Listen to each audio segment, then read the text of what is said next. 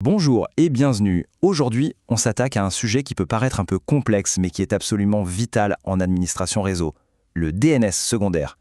C'est vraiment la clé pour construire une infrastructure solide qui ne tombe pas en panne. Allez, on plonge dedans. Pour bien comprendre l'enjeu, posons-nous une question qui fait un peu peur. Que se passe-t-il si le seul et unique serveur DNS d'un réseau lâche? Imaginez le scénario. Un seul serveur pour tout gérer. Et d'un coup, plus rien. Catastrophe, non? Quelles sont les conséquences concrètes? Eh bien la réponse, elle est simple et brutale. Tout s'arrête net. Plus l'accès au site web, les emails qui ne partent plus, même les services en interne deviennent injoignables. En gros, c'est la paralysie numérique totale. Et c'est là qu'on comprend tout de suite pourquoi il faut absolument une solution de secours. Pour bien saisir le problème, il faut se rappeler ce que c'est, le DNS. En fait, c'est tout simplement l'annuaire d'Internet. Sans lui, impossible de traduire un nom, disons google.com, en une adresse IP que les ordinateurs comprennent. Avoir un seul serveur DNS, c'est un peu comme si pour toute une ville, il n'y avait qu'un seul exemplaire de l'annuaire, gardé par une seule personne. Si cette personne est malade, la ville est coupée du monde. Le risque est juste énorme. Ok, alors comment on fait pour éviter cette catastrophe? La solution, c'est un duo, le serveur maître et le serveur esclave. Et pour que ce soit super clair, on va utiliser une petite analogie. Imaginez un grand chef cuisinier et son second, son backup. Vous allez voir, ça rend le concept tout de suite beaucoup plus simple. Alors voilà comment ça marche. Le serveur maître, c'est notre chef. C'est lui et lui seul qui détient les recettes originales, les fameux fichiers de zone DNS. C'est là qu'on fait toutes les modifications. Et le serveur esclave, c'est le second cuisine. Son rôle est simple, il regarde ce que fait le chef et il recopie tout à l'identique. Il a une copie parfaite des recettes, mais attention, en lecture seule, il ne peut pas modifier la recette de son côté. C'est une copie conforme, une synchronisation à sens unique. Bon, on a compris le concept, le comment ça marche. Mais maintenant, la question c'est pourquoi s'embêter à faire tout ça? Quels sont les vrais avantages à mettre en place un deuxième serveur? En fait, il y en a 3 et ils sont énormes. Le premier avantage, et le plus évident, c'est la redondance. Si le maître tombe, eh bien l'esclave est là pour prendre le relais sans aucune interruption de service. C'est la base.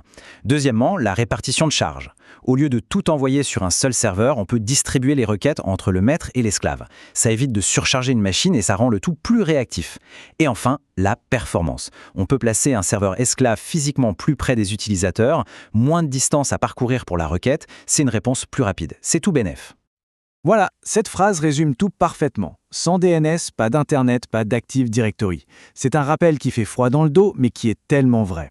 Ça montre à quel point un DNS solide est le socle de tout, que ce soit pour aller sur le web ou pour faire tourner des services essentiels en entreprise. Si le DNS s'écroule, c'est tout le château de cartes qui s'effondre avec. Allez, on passe à la partie un peu plus technique. Comment on met ça en place concrètement? Il ne faut pas voir ça comme une liste de commandes compliquée. C'est plutôt comme une poignée de main, un accord formel entre les deux serveurs pour qu'ils puissent communiquer et se faire confiance. Cette poignée de main se déroule en 3 temps.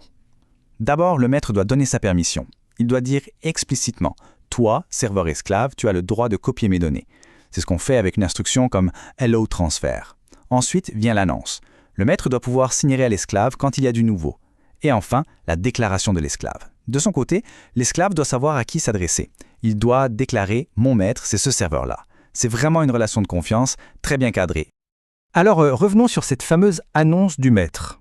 Comment, concrètement, est-ce que l'esclave sait qu'il doit se mettre à jour? Le secret, c'est un tout petit truc, le numéro de série. Chaque fichier de zone a un numéro de série. Et c'est ce simple numéro qui va servir de signal, de déclencheur pour toute la mise à jour. Et regardez, c'est aussi simple que ça. À chaque fois qu'on modifie quelque chose dans le fichier de zone sur le serveur maître, on doit penser à augmenter ce numéro de série.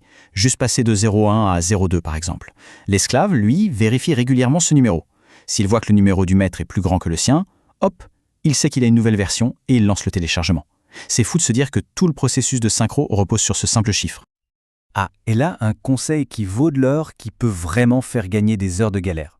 Sur beaucoup de systèmes Linux, il y a des protections comme SLOnix. En gros, un service n'a pas le droit d'écrire des fichiers n'importe où. Et c'est là que le répertoire slavs/ entre en jeu.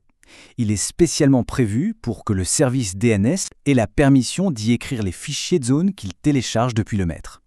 Si on oublie ça, on fonce droit vers une belle erreur de permission refusée et on peut chercher longtemps d'où ça vient.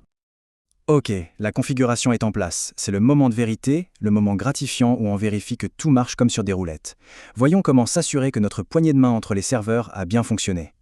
Pour vérifier, il y a 3 méthodes super simples. La première, c'est d'aller voir sur le serveur esclave si les fichiers de zone sont bien apparus dans le fameux répertoire var/named/slaves. C'est un bon début.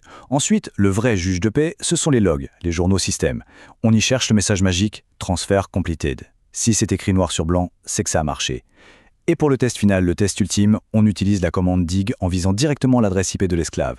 Ça permet de lui poser une question DNS et de voir s'il répond correctement. Là, on est sûr à 100% qu'il est à jour et parfaitement opérationnel.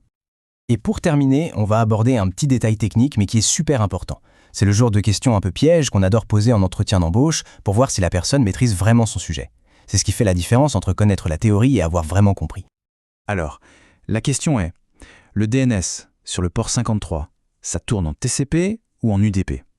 La tentation, c'est de répondre l'un ou l'autre. Mais en réalité, la bonne réponse, c'est les deux. Et c'est là qu'est toute l'astuce. Chaque protocole a son rôle. L'UDP, c'est pour les requêtes de tous les jours, celle des clients. C'est rapide, c'est léger, un peu comme envoyer une carte postale. Une question, une réponse.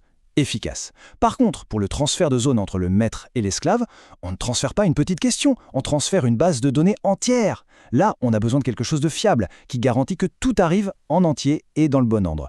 Et ça, c'est le rôle du TCP. C'est comme un colis suivi avec accusé de réception. On est sûr que la recette arrive sans erreur. Donc la conclusion pratique de tout ça, c'est hyper important. Au niveau du pare-feu, entre le maître et l'esclave, il faut absolument ouvrir le port 53 pour les deux protocoles, TCP et UDP. Si on oublie le TCP, on peut avoir l'impression que tout va bien parce que les petites requêtes des clients en UDP passent, mais en coulisses, les transferts de zone échoueront à chaque fois. Et le serveur esclave ne sera jamais à jour. Et voilà, avec cette configuration, le service DNS est devenu bien plus résistant. Mais ça soulève une autre question, n'est-ce pas? Dans une infrastructure, la chasse au single point of failure, le point de défaillance unique, c'est un travail sans fin. Alors, maintenant que le DNS est sécurisé, quel est le prochain maillon faible à renforcer? C'est une bonne question à se poser pour continuer d'améliorer les choses.